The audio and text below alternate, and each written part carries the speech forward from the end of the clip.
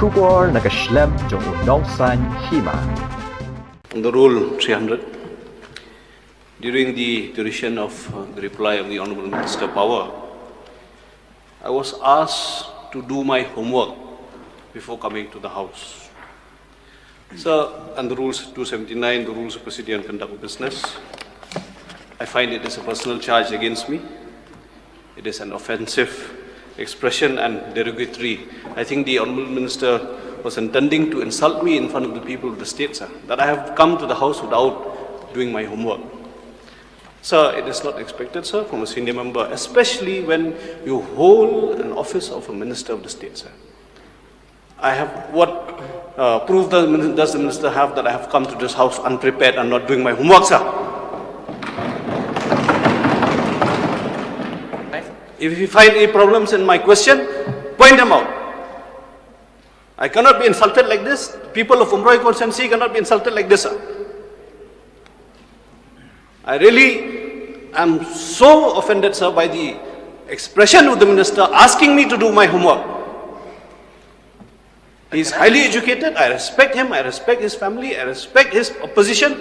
But it doesn't mean, sir, that he has the right to insult a member and ask me to do my homework, sir. Can I reply, sir? I expect an apology, sir, and those words should be expunged from the proceedings of the House, sir. Mr. Speaker, sir, I think the honourable member from Umroi, he referred to Rule 279. But I think we have to also be guided by the rules. Well, if you have any problem, I think write to the Honourable Speaker and let the Honourable Speaker study it, and if need be, we discuss. But I think right now you refer to Rule 300. I think that at that point of time itself, if the concerned minister says something which is derogatory or which is something affected you personally, I think that time itself you should have mentioned. But now you refer to Rule 300 for what? Sir, under Rule 302, sir, a point of order may be raised in relation to the business. Yes.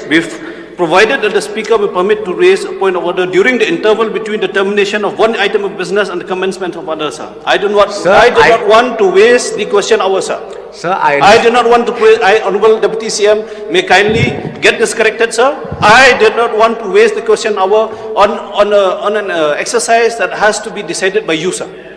Sir, I think So if the Honourable Deputy CM says that I cannot raise a point of order and feel that the personal charge made against me and it is defamatory and insulting. Sir, I don't say don't raise. Sir. But what I'm saying he is only said, sir, he only said that I cannot raise. Sir, so the 30.2, 302 says we should raise between intervals, sir. Both the members to please take your seat. Both the members, please take your seat. Honourable Deputy Chief Minister, please, you would like to say something. Mr. Speaker, sir, as I've said, see, I think from 2003 I've been in the House. When we mention about homework, if you talk about derogatory, I think that is totally wrong. But what I'm saying right now is, you have every right, members are being guided by this book. You have every right to lodge a complaint officially through the books to the Honourable Speaker. Number one. Then number two, in case if you have any kind of hurt or it touches your sentiment, at that point of time, I said, at that point of time itself, you need to raise it. Because right now you raise this issue only after the question is over and everything is over. And then you said, I was hurting with the reply of the Honourable Power Minister by saying he asked me to do the homework properly. But I personally feel when we do that, I don't think it hurts me. Even you can't say the same way. If the Honourable Minister, Deputy Chief Minister or Chief Minister or any minister who they cannot prepare well, you can't say it. Why don't you do homework well? I think if you say it hurts, I think that is not at all justified. Sir, Okay. It depends on the perception of the member. If the allegation is made, if the member accepts it, then what can I do, sir? I cannot accept it, sir. Because at that point in time, I raised a very pertinent question, a pertinent point. And as I have said, it was question hour. I do not want to have this kind of a debate during the question hour, sir. And the rules provide us the space to raise during the intervals of the business. And if they don't want to apologize, fine, sir, no problem. But then it just shows the kind of attitude that the ruling is showing towards the opposition. And if a member raises a point, we have been asked to go back home and do our homework first. Means that if the question, if it is relates to the question, if I am raising an illogical and question that is not pertaining to the principal question, fine, sir. But my appeal is stop insulting members based on the fact that we are here to raise issues. We get questions, sir, in the constituency.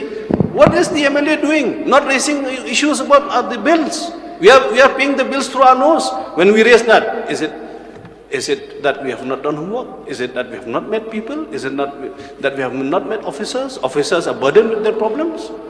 We are telling all this, sir. So that's why, sir, I don't know. I don't expect now, sir, with the kind of response that we got from the Honorable Deputy CM, asking me to raise at that point of time, because it was question hour, sir, not a matter of debate. If it was debate and discussion, I would have done that, sir.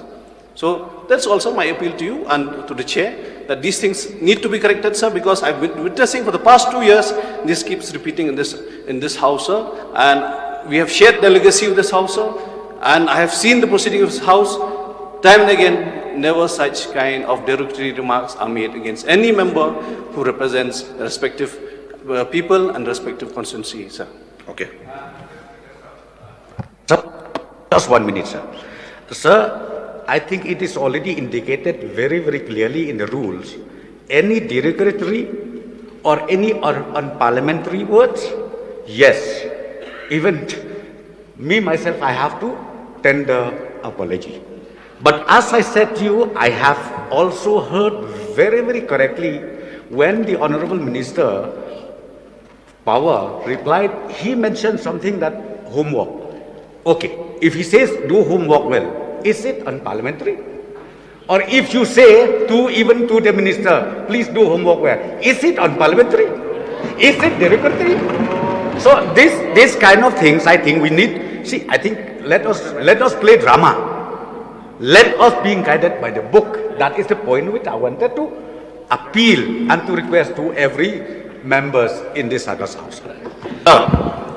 Sir, I would like to again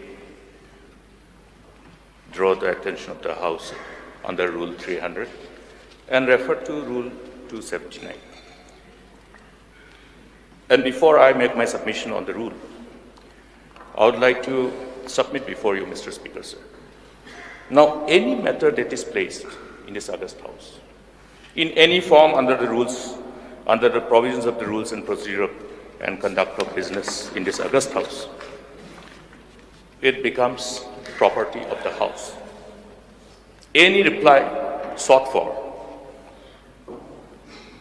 by any honorable member is on behalf of the public.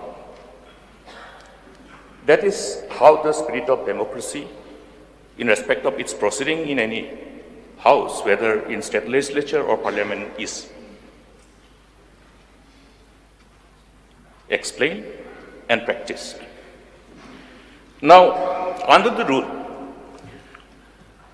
no member can, Rule 279, Sub-Rule 2(3). Rule 279, Sub-Rule 1, no, Rule 279, 1, Sub-Rule 2(3). Very clear. Anything that is considered offensive, and if the honorable member who is bringing question before the August House, the onus of responsibility of replying and to do the necessary homework pertaining to that subject is vested with the government and the minister in charge. not the questioner. Now, if I'm asking question in course of any supplementaries, I have the right to ask on matters which I don't know. Which I don't know. It's even a logic. It's a just simple common sense. That any information being sought is not under our command. It's with you. So this is the first time in the history of this August House. I've had the privilege of watching the proceeding even before I got elected as an MLA in 1993. This is the first time in the history of the proceeding of this August House when a minister has been heard asking member, a questioner, to come with appropriate homework. I think this is truly not expected in this August House. It has never happened. This is unhealthy precedents. These precedents must be avoided. So, Mr. Speaker, sir, my submission before this August House through you is that from now on, I think that unhealthy practice, which is not inconsistent with the dignity and honor, decorum of this August House, must be avoided. And this particular practice is often demonstrated by none other than the minister concerned here. More often, it has been witnessed, seen in the preceding years. So, Mr. Speaker, sir, I think let's good sense prevail amongst all of us and have complete regard to the rules and procedure laid in this book, which is more like a Bible for us. We can't have whimsical interpretation of the rules. Even the interpretation of the rule by the Honorable Deputy CM in charge Parliamentary Affairs, I would not expect this type of interpretation. It's completely inconsistent with the spirit of the rule and the interpretation thereof. Therefore, you're the custodian of this August House, Mr. Speaker, sir. And as we all refer to the chair of the Speaker, you're infallible. So we leave it to your wisdom and have your own ruling in this matter.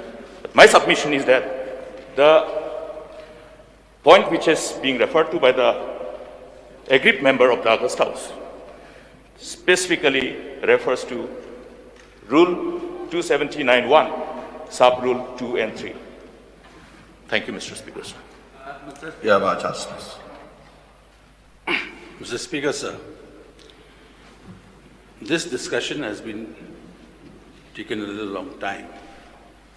But the honourable member from Umroi has, within the rules, conveyed his displeasure.